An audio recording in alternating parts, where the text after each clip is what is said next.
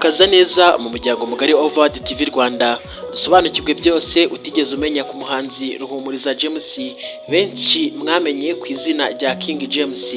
Ikaze mu muryango mugari Overd TV Rwanda, dusobanukirwe byose. Naho ngiye mugiye kubana, nitwa Thomas. Kora subscribe kugira ngo tujye tubana mu biganiro bya buri munsi, kandi dusobanukirwe n'abahanzi nyarwanda mu mibereho myinshi bagenda babaho. Ese imitungo bafite ni imitungo ingana gute, kandi ni gute babanye n'abaturage cyangwa abaturanyi muri rusange? Ruhumuriza James ni umwe mu bahanzi bamaze igihe kitari gito mu muziki nyarwanda. Uyu nguyu aririmba injyana ya R&B n'izindi zishamikiyeho nka Zuke ndetse na Pop. Yavutse ku itariki ya mbere Mata mu mwaka w'1990. Uyu nguyu ni mwene Consolate Kazizi ndetse na muri hano Isaac. King James yatangiye kuririmba mu mwaka w'2006 ubwo yari mu mashuri yisumbuye. Indirimbo ye ya mbere yayise Intinyi, ayisohora mu mwaka w'2009. Amashuri ye yisumbuye yayize ku kigo cya AP Rugunga, aho yarangije mu mwaka w'2010. Ku itariki ya 24 Ukuboza mu mwaka w'2010 nibwo King James yasohoye alubumu ye ya mbere maze ayita Umugisha. Iyi alubumu yariho indirimbo nyinshi zakunzwe ndetse kandi zigiye zitandukanye, harimo nk'iyo twita Umugisha, Kuko Turi Kumwe, Naratomboye ndetse n'izindi nyinshi. Uyu James kandi afite imitungo n'ibikorwa byinshi bigaragaza iterambere yagiye ageraho, ndetse abikesha uyu mwuga we wo gukora umuziki nyarwanda, aho kenshi mu ndirimbo ndetse no mu mitoma cyangwa mu magambo y'urukundo ndetse no mu ijwi rituje ridakunda gukenerwaho n'abantu benshi cyangwa rimenyerwe, kuko wenda aririmba abantu benshi bakisanga bafite amarangamutima bitewe n'ijwi rye, ndetse kandi afite igikundiro cyane cyane abakobwa akaba aribo bakunda uyu muhanzi bitewe n'uko ijwi rye ngo ribanyura. Ndetse kandi umwe mu bahanzi bagiye bagaragazwaho ndetse n'imyitwarire myiza, kuko wenda mu gihe yabazwaga n'igihe mu buryo abona ibintu, yavuze ko akunda kubaho mu buzima bwa wenyine, ndetse kandi adakunda umuntu umwinjirira mu buzima, kimwe n'uko nawe aba atifuza kwinjira mu buzima bw'abandi. Yaje kubazwa ku bijyanye n'imitungo ye, avuga ko nta kintu na kimwe afite yabivugaho.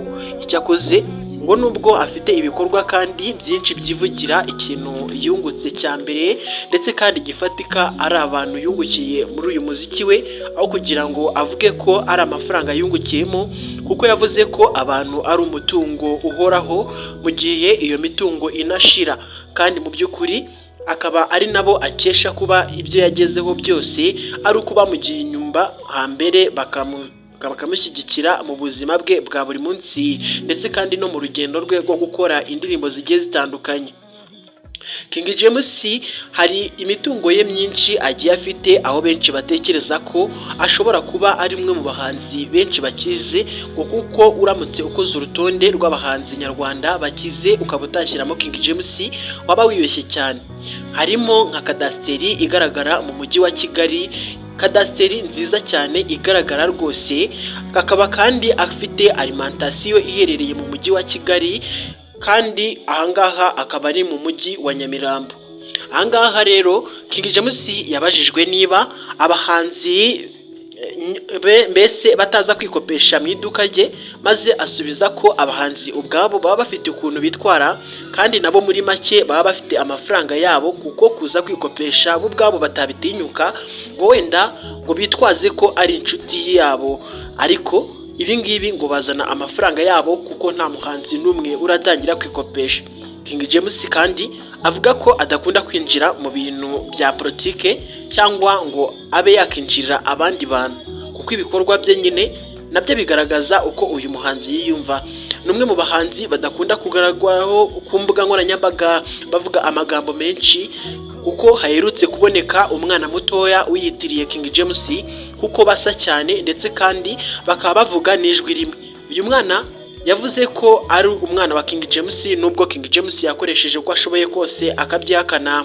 Gusa King James mu buryo yabajijwe yavuze ko uwo mwana atamuzi. Icyakoze avuga ko uyu mwana yigeze kumuhamagara kuri telefone hanyuma akamusaba ko yamufasha mu bya muzika, ariko King James aramubwira ati muhungu wanjye, niba ari ibyo ngibyo watangiye komeza kandi utere imbere, wenda uzabona n'abandi bantu bagushyigikire, ariko kandi impano yawe ntuzigere uyicaza hasi. Uyu mwana mu kuba yasa na King James we ubwe avuga ko abantu basa ntacyo bapfana, ndetse kandi amukurira agahu ku munyutsi, amubwira ko rwose ibi ngibi uyu mwana nakomeza kubyitwaza bishobora kuzamwicira kariyeri ye. King James kandi ntabwo twakirengagiza ko afite isoko rya supermarket mu mujyi wa Kigali ryitwa Mango, ricuruza imbuto zigiye zitandukanye. Ntabwo ari abanyarwanda benshi bafite ama supermarket yabo hano mu Rwanda, cyangwa wenda ngo babe bakora ibindi bikorwa bigiye bitandukanye hanyuma abashe kwigondera supermarket. Ese warubizi King James yujuje inyubako ndende igeretse inshuro 6 hano mu mujyi wa Kigali. Ni inzu nziza iyo ngiyo muri kubona kuri screen zanyu, iyo niyo nzu ya King James. Usibye wenda kuba akundwa n'abatari bake uyu muhanzi, ikindi bavuga ko uyu muhanzi rwose ari umwe mu bahanzi bitonda, kandi ko ari umwe mu bahanzi nanone buri wese yakigiraho imico myiza, kuko ntabwo yigeze agaragarwaho n'inkundo z'abakobwa za hato na hato nyinshi zigiye zitandukanye, ngo hanyuma abantu benshi batangire kuba bapinga ibijyanye n'ibitekerezo bye cyangwa ibindi bintu byose, kuko benshi bamufata nk'icyitegererezo ndetse kandi nk'umuntu wabagira inama. Mu ndirimbo nyinshi King James yagiye aririmba harimo nk'iyitwa Nzakubona ryari cyangwa iyitwa Igitekerezo, hari iyitwa Naragutegereje cyangwa Ndagutegereje, hari n'indi ndirimbo nanone. Indirimbo nyinshi cyane za King James zose zirakundwa ku rwego ruri hejuru, harimo iyitwa Ndagukunda ndetse n'izindi zigiye zitandukanye mutaratinda kugenda mwumva muri ako kananda gatoya karimo muri video. Ruhumuriza James kandi yavukiye mu bitaro bya Shock. Uyu akaba nanone avuka mu muryango w'abadivantiste b'umunsi wa karindwi, kuko n'uyu munsi King James akaba ari umudivantiste kuko ariho asengera. King James kandi uyu munsi wa none ntabwo twakibagirwa kubabwira ko yujuje imyaka 35, kuko abantu benshi ndetse n'abahanzi muri rusange bagiye bagaragara bamwifuriza isabukuru nziza y'amavuko, bakamubwira nk'abagiye babinyuza ku mbuga nkoranyambaga harimo WhatsApp, Twitter ndetse n'izindi zigiye zitandukanye, ndetse bakamwifuriza kugira ibihe byiza. Nk'uwanyujije ku rukuta rwe rwa Instagram maze arandika avuga ngo King James wowe ugire rwose umunsi mukuru w'isabukuru y'amavuko, turabikwifurije muhungu wacu, komeza utera imbere. Ndetse n'abandi bagiye bamwandikira byinshi bitandukanye. Wenda ushobora kuba utasobanukiwe neza cyangwa wenda hakaba hari byinshi wibajije kuri uyu muhanzi nyarwanda ariwe witwa King James. Niba hari ikibazo wagize cyangwa ukaba wifuza ko hari ibindi nanone tuzabakoreraho mu kindi cyegeranyo cy'ubutaha kuri uyu muhanzi, wenda nk'ibyo wari wibaza ku buzima bwe by'amatsiko nabyo ukazabisubizwa mu kindi gihe gitaha. Nkomeje kugushimira wowe wafashe umwanya wawe hanyuma ukadukurikira kuri Overworld TV Rwanda. Ntabwo wataye umwanya wawe, ahubwo nizeye ko wungutse byinshi, kandi nakubwira ngo Imana iguhe umugisha. Mu buzima bwa buri munsi wenda nawe uzakenera gutera intambwe, ariko ntuzabura bagusubiza inyuma. Kuko King James we ubwe avuga ko yagiye ahura n'abantu benshi bakamubwira ko ibyo akora atazigera rwose bigira aho bimugeza, nyamara uyu nguyu nanone uyu munsi wa none akaba ari umwe mu bahanzi bavurwa kandi mu by'ukuri bagaragara ko bateye imbere. Nkomeje nanone kukwifuriza ibihe byiza n'amahoro y'Imana akomeze kubana namwe. Nge mwari kumwe nitwa Thomas. Ukomeze kugira ibihe byiza. Bye. Sabre best.